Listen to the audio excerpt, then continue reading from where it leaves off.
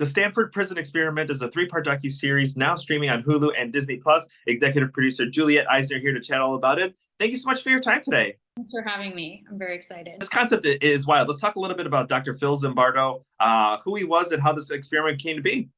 Yeah, I mean, I think Dr. Philip Zimbardo is one of the, most famous psychology professors in, of our time. And that is in large part due to the fact that he created this infamous Stanford Prison Experiment, an experiment that took 24 kids, young men, locked them in the basement of the Stanford psychology department, divided them into prisoners and guards, and essentially had them role play for about a week. And as the story goes, the guards, these people who had been chosen to be guards, suddenly become these kind of evil, mean, abusive prison guards, and these prisoners, become dehumanized, and many of them have mental breakdowns and have to be let out early. And what our show really, uncovers is that isn't the whole story. That once you actually start to speak to these people who were involved in this study, that a lot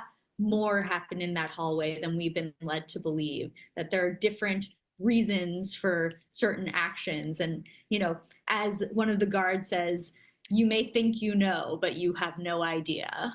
And this is the first time that a lot of them have spoken. I mean, was there a hesitancy? Were they pretty open to share their story? I mean, what was that process like for you?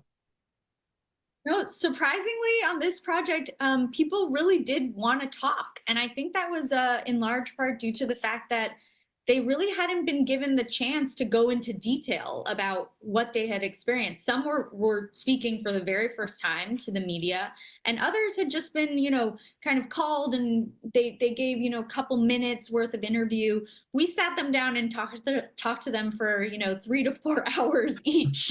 Yeah. So we were giving them the stage and really letting them finally kind of own their narrative and really get to say what happened to them, which they hadn't done in decades. I mean, because the experiment was supposed to be 2 weeks. It only lasted about 6 days. So obviously, it wasn't going the way that they thought it was going to go.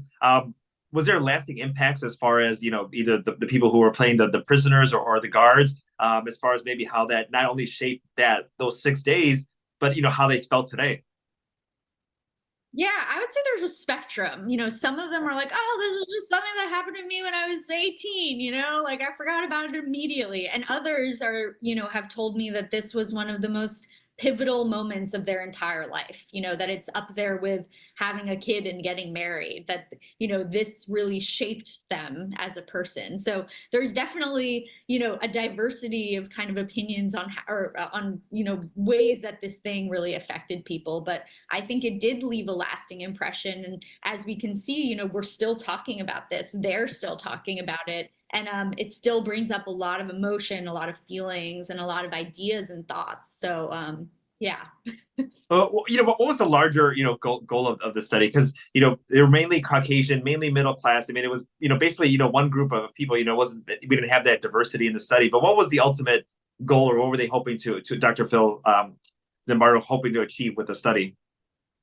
Yeah, I mean, in his telling, he says that he wanted to show that the situation can really essentially affect the way that an individual acts. So even if you're an individual with, a strong moral compass, who has very, strong convictions about what's right or wrong, if you're put into a position or into a power dynamic, you have the capacity to become evil, just like anybody else would. And, Zimbardo would say that his study really proves that he proved his kind of thesis to be correct, that people, when given power over others, use it and abuse it. And, it's funny, I don't necessarily disagree with that thesis. I've worked on far too many shows about fraud and felonies and murder to disagree. I do think power corrupts, but I think that the way that this study was performed is not totally above board, and that there's a lot more underneath this that we need to understand in order to kind of decide for ourselves whether it's legitimate or not. And in fact, this becomes about something even bigger. Once we do listen to these people, it becomes about how a man who is really good at selling a headline can become famous and can really, you know, build a career off of a really headline grabbing story. I mean, that could go in so many ways, and I feel like conversation could also lead us into like a 5 hour discussion. Especially, you know, going with things going on in the world today. Were there any other experiments like this that, you know, went on in other parts of the country, or was this kind of the solo thing and everyone just kind of stayed away from it?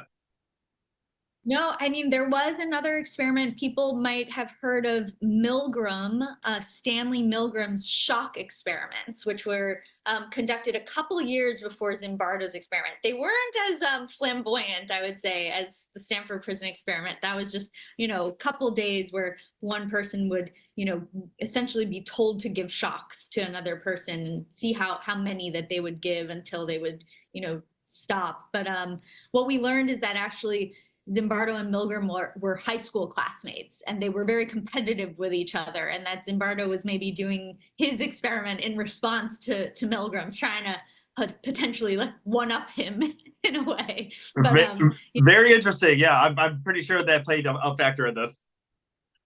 Yes, possibly. Wonderful. Well, Julia, thank you so much for your time today. The Stanford Prison Experiment, the 3-part docuseries, now streaming on Hulu and Disney Plus.